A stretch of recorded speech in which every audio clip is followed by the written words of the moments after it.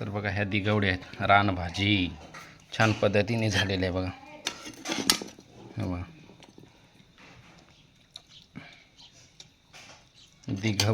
दिघवडी. नमस्कार मित्रांनो, आज आपण रानभाजी आणलेली आहे. दिघवडी म्हणतात आमच्या इकडं. तर या दिघवडींची भाजी करणार आहोत. म्हणजे हे कडूकंद असतात आणि कडूकंदाला जे कोंब येतो तो कोंबवरती जाऊन त्याचा वेल तयार होतो आणि वेलाचा पुढचा जो नरम भाग असतो तो आपण आणलेला असतो आणि याला आमच्या आदिवासी भाषेत दिघवडी, कोणी दिहगडी, कोणी दिघवडी असं म्हणतात. तर आपण या दिघवडीची आज भाजी करणार आहोत. बघा भरपूर आणलेले आहेत, म्हणजे आपली भाजी होईल एवढे आणलेले आहेत. तर या दिहगडी आपण शिजवणार आहोत. याला मुंग्या लगेच लागतात, कारण त्याला थोडा गोडवा असतो त्याच्यामुळे मुंग्या. आणि जेव्हा आपण तोडायला जातो तेव्हा त्याच्यावर त्या लाल काटेवाल्या मुंगा, म्हणजे लाल आमच्याकडे त्याला काटेवाल्या मुंगा म्हणतात, तर त्या खूप असतात. याला लगेच अशा मुंग्या लागतात. तर या भाजी आपण आता बनवणार आहोत. तर याच्यामध्ये आपण सुका वाळवलेला खारट्या मासा टाकणार आहोत.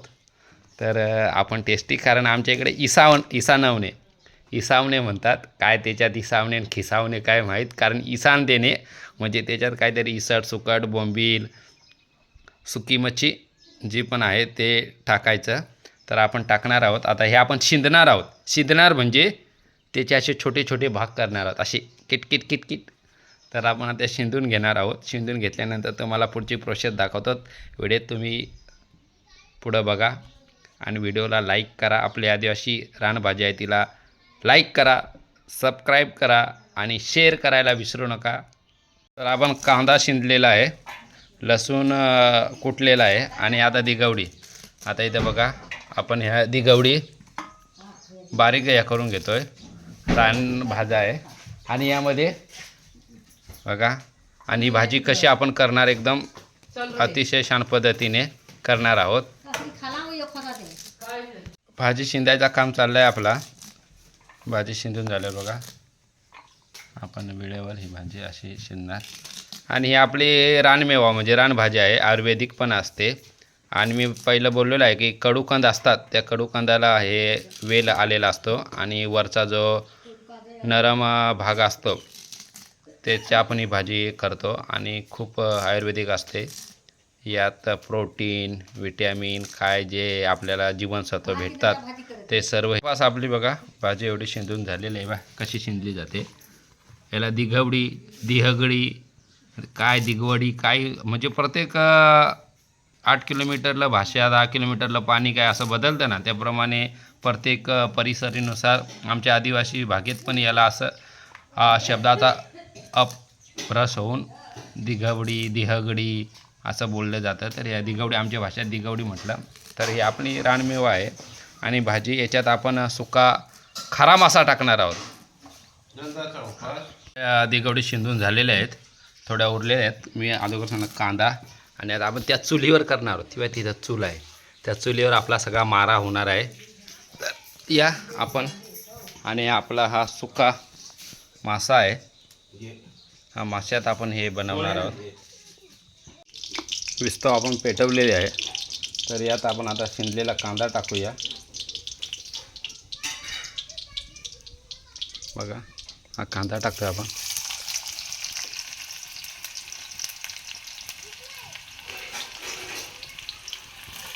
कांदा शिंदून आपण टाकलेला आहे बघा.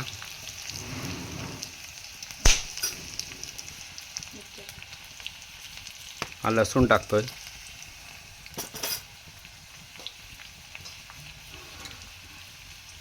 आणि ह्या मिरच्या हिरव्या आपण हलवून घेऊ. थोडं त्या कलर चेंज करून देऊ.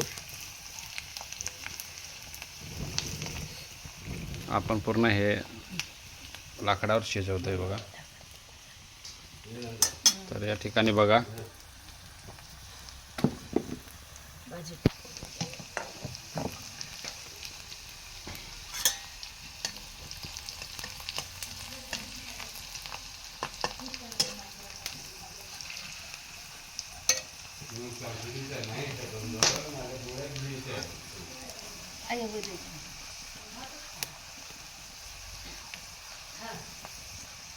तर आपण आता हळद टाकली,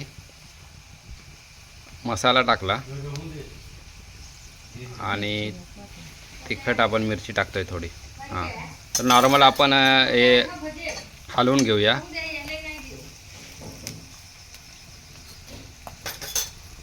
आणि ह्या ज्या दिगवडी आहेत ह्या आपण धुतलेल्या नाही, कारण पाला धुवायचा नसतो, तर आपण धुतलेलं नाही. आता याच्यानंतर आपण डायरेक्ट याला फोडणी देणार आहोत. तर बघा, याच्यापेक्षा पण तुम्ही बारीक करू शकता. तर बघा,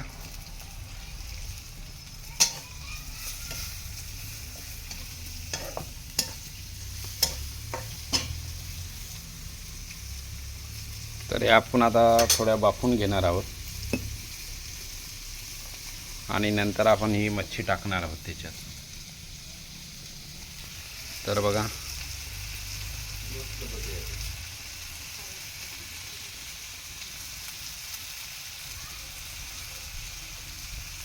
दिगवडी आपल्या शिजत आलेल्या आहेत. आपण त्याच्यात नमक टाकलेलं नाही, कारण आपण खारा मासा टाकतोय. तर बघा, वरून आपण खारा मासा टाकलेला आहे. खारा मासा टाकल्यानंतर आपण ते हलवून घेणार. तर खारा मासा आपला टाकून झालेला आहे. आता आपण हा हलवून घेऊ, म्हणजे मिक्स करून घेऊ. आपण खारा मासा टाकलेला आहे त्याच्यामुळे आपण नमक टाकलेलं नाही. तर जवळपास आपल्या ह्या तयार होत आलेल्या आहेत.